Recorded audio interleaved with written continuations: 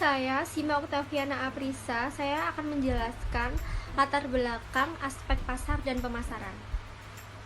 Latar belakang aspek pasar dan pemasaran.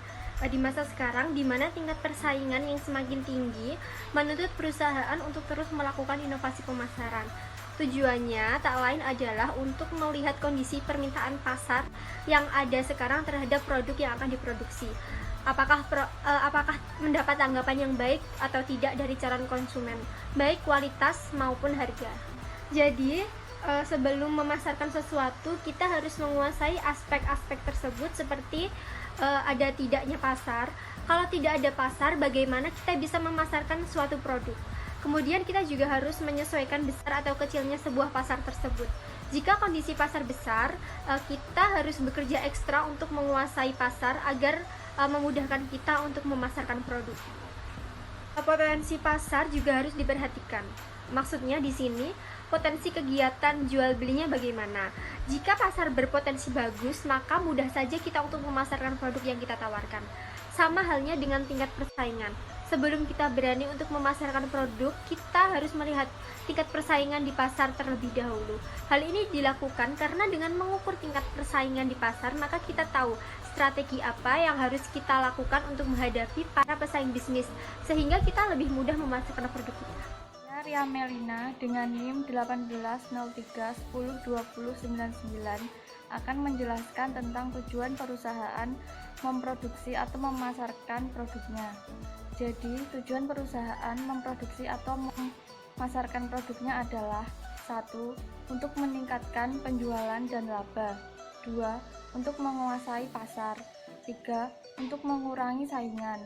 4. Untuk menaikkan prestise produk tertentu di pasaran.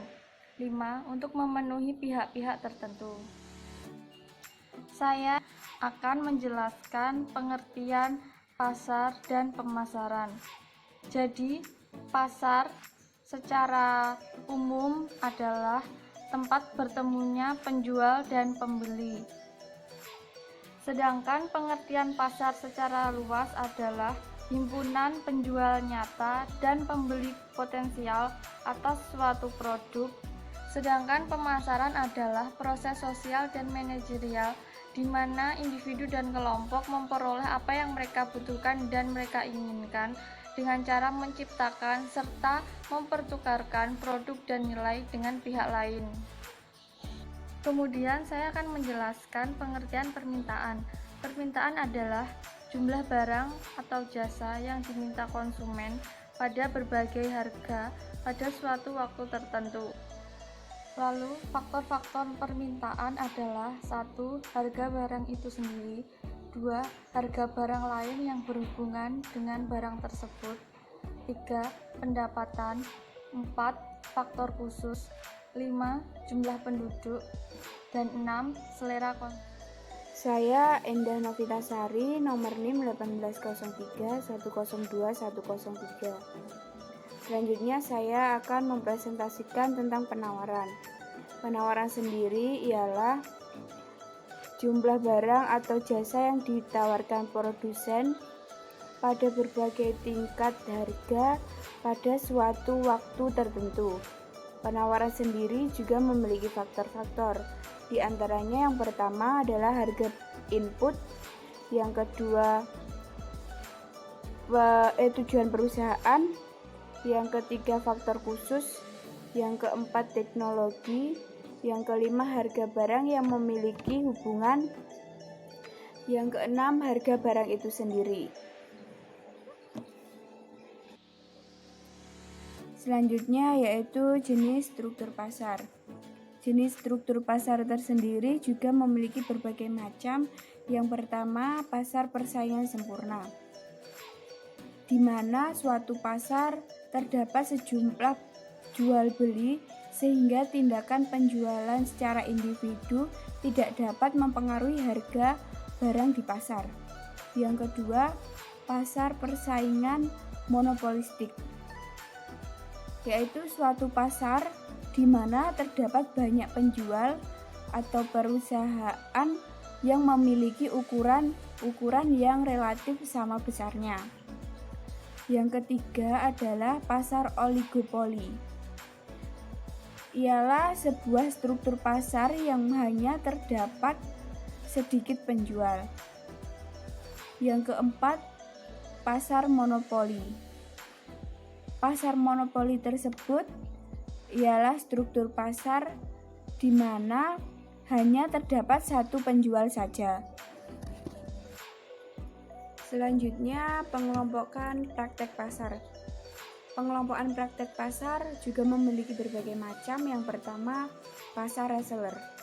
Pasar reseller ialah pasar yang terdiri dari individu dan organisasi yang melakukan penjualan barang kembali. Yang kedua, pasar pemerintah. Pasar pemerintahan ialah pasar yang terdiri dari unit-unit pemerintahan yang membeli atau menyewa barang dan jasa untuk melaksanakan fungsi utama pemerintah. Yang ketiga, pasar industrial.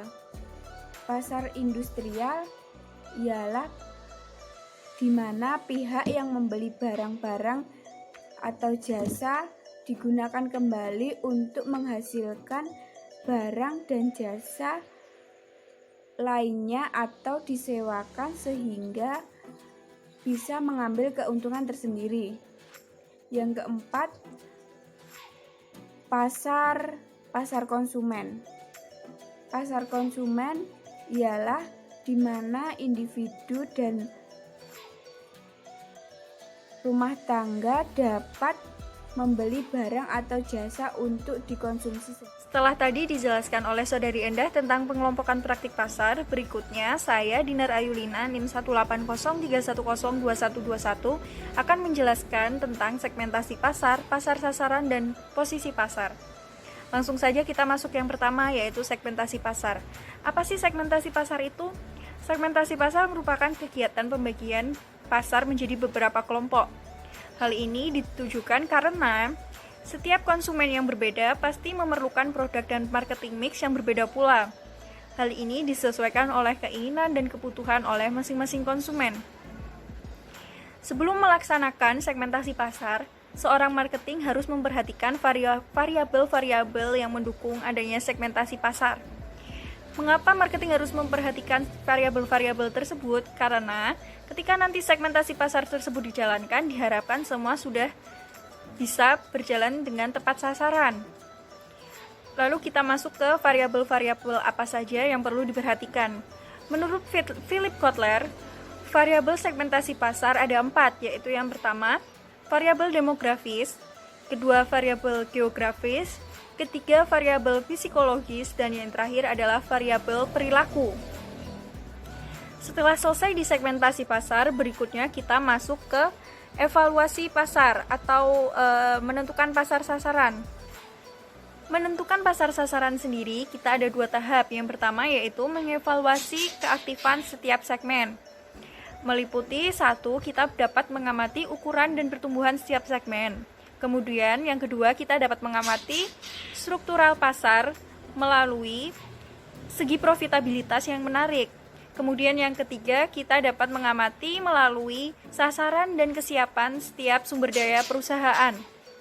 Kemudian yang kedua, tahap yang kedua, kita ada memilih satu segmen pasar atau lebih untuk dilayani. Memilih segmen ini kita ada 3 tahap ya. Yang pertama kita ada pemilihan segmen dengan pemasaran serba sama. Apa sih pemasaran serba sama itu? Jadi pemasaran serba sama adalah ketika setiap segmentasi pasar menerima semua pasar dan tawaran pasar. Dalam arti tidak ada perbedaan di dalamnya. Kemudian kita yang kedua ada pemasaran serba aneka. Apa sih pemasaran serba aneka tersebut? Jadi pemasaran serba aneka adalah ketika kita merancang tawaran untuk semua pendapatan, tujuan, dan kepribadian. Kemudian yang terakhir ada pemasaran terpadu. Jadi pemasaran terpadu ini dikhususkan untuk adanya sumber daya manusia yang terbatas. Kemudian kita masuk langsung ke posisi pasar ya. Jadi posisi pasar adalah bagaimana kita menentukan posisi yang kompetitif untuk produk yang telah kita hasilkan dalam suatu pasar.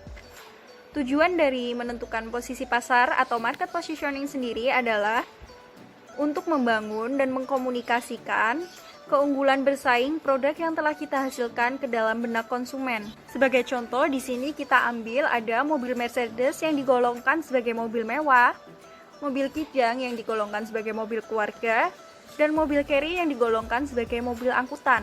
Berikutnya kita masuk ke strategi bauran pemasaran atau marketing mix yang biasa kita singkat 4P. Pertama, kita ada strategi produk. Jadi strategi produk adalah di mana pihak perusahaan harus terlebih dulu memilih, mendefinisikan dan mendesain suatu produk yang disesuaikan dengan keinginan dan kebutuhan calon konsumen. Kemudian yang kedua ada strategi harga atau price. Jadi strategi harga atau price ini adalah 3 strategi dalam penetapan harga, yaitu skimming pricing, penetration pricing, dan status quo pricing. Di dalamnya ada beberapa metode. Yang pertama ada penetapan harga berdasarkan biaya, break-even pricing, dan preserve value pricing. Yang ketiga ada strategi lokasi atau place. Jadi strategi lokasi atau place ini adalah strategi yang dapat mempengaruhi bagian distribusi, yaitu ada faktor pasar, karakteristik produk, dan faktor produsen. Kemudian yang terakhir ada strategi promosi atau promotion. Promosi sendiri dapat dilakukan melalui 4 sarana berikut. Ada periklanan, promosi penjualan, publisitas, dan penjualan pribadi. Yang terakhir saya akan menjelaskan peramalan di masa yang akan datang. Peramalan di masa yang akan datang merupakan unsur yang penting di dalam studi kelayakan bisnis. Peramalan sendiri merupakan seni yang dapat memperkirakan apa yang akan terjadi di masa yang akan datang pada saat sekarang. Dalam melakukan aktivitas peramalan, seorang peramal membutuhkan data dan informasi masa lalu sebagai acuan bahwa hal tersebut bisa saja terulang pada kondisi di masa yang akan datang. Jadi ini sudah jelas sangat berhubungan dengan bagaimana kita menjalankan bisnis dan bagaimana kita menilai apakah bisnis tersebut dapat layak untuk dijalankan atau layak untuk kita jadikan investasi begitu. Yang berikutnya akan dijelaskan oleh Saudari Rinanda. Terima kasih. Baik, terima kasih. Nama saya Rinanda Felia Salsabila, NIM 18031102129. Di sini saya akan melanjutkan penjelasan dari rekan Dinar Ayulina Permatasari. Jenis-jenis peramalan. Ada 3 jenis peramalan. Yang pertama dilihat dari segi penyusunannya. Ada 2, yakni peramalan subjektif dan peramalan objektif. Peramalan subjektif adalah peramalan yang didasarkan atas dasar insting atau perasaan orang yang melakukan peramalan. Sedangkan peramalan objektif adalah peramalan yang didasarkan atas dasar data-data dan informasi. Lalu yang selanjutnya dilihat dari segi sifat ramalan. Yang pertama ada peramalan kualitatif dan yang kedua ada peramalan kuantitatif. Peramalan kualitatif adalah peramalan yang didasarkan atas data-data kualitatif yang diperoleh melalui hasil penyelidikan. Sedangkan peramalan kuantitatif adalah peramalan yang didasarkan atas data-data kuantitatif dari masa lalu berupa angka-angka. Lalu yang selanjutnya dilihat dari segi jangka waktu. Ada 3. Yang pertama peramalan jangka pendek, peramalan jangka menengah, dan peramalan jangka panjang. Peramalan jangka pendek adalah peramalan yang didasarkan atas kurun waktu kurang dari 1 tahun. Lalu yang kedua, peramalan jangka menengah adalah peramalan yang didasarkan atas kurun waktu lebih dari 1 tahun dan kurang dari 3 tahun. Dan yang ketiga adalah peramalan jangka panjang, yakni peramalan yang didasarkan atas data atau kurun waktu lebih dari 3 tahun. Adapun langkah-langkah yang harus diperhatikan dalam melakukan peramalan, yang pertama adalah mengumpulkan data. Data-data sekunder dan data-data primer dari masa lalu dikumpulkan selengkap dan sedetail mungkin. Lalu yang selanjutnya adalah melakukan pengolahan data.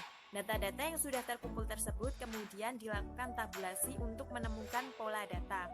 Lalu langkah yang ketiga adalah menentukan metode peramalan. Adapun faktor-faktor yang dipertimbangkan adalah faktor horizon waktu, pola data, jenis peramalan, ketepatan, faktor biaya, dan kemudahan penggunaan.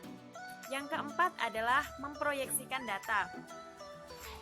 Hal ini dilakukan untuk meminimalisir adanya penyimpangan karena ada perubahan dalam aspek ekonomi, politik, aspek sosial, dan aspek kemasyarakatan yang lain. Lalu yang terakhir adalah melakukan atau mengambil keputusan. Yang selanjutnya adalah jenis-jenis metode peramalan. Yang pertama berdasarkan deret waktu atau time series. Ada 3 jenis metode. Yang pertama metode smoothing, metode Box-Jenkins, dan metode proyeksi tren dengan regresi. Metode smoothing merupakan metode peramalan jangka pendek yang biasanya digunakan untuk melakukan perencanaan persediaan dan perencanaan keuangan. Lalu yang selanjutnya adalah metode Box-Jenkins, merupakan metode peramalan jangka pendek yang menggunakan model matematis yang biasanya digunakan untuk perencanaan anggaran atau produksi. Lalu yang ketiga ada metode proyeksi tren dengan regresi, merupakan metode yang digunakan baik peramalan jangka pendek maupun jangka panjang yang biasanya digunakan untuk produk baru atau perencanaan ekspansi. Lalu yang selanjutnya berdasarkan sebab akibat atau causal methods. Ada 3, yakni metode regresi dan korelasi, model input-output, dan model ekonometri.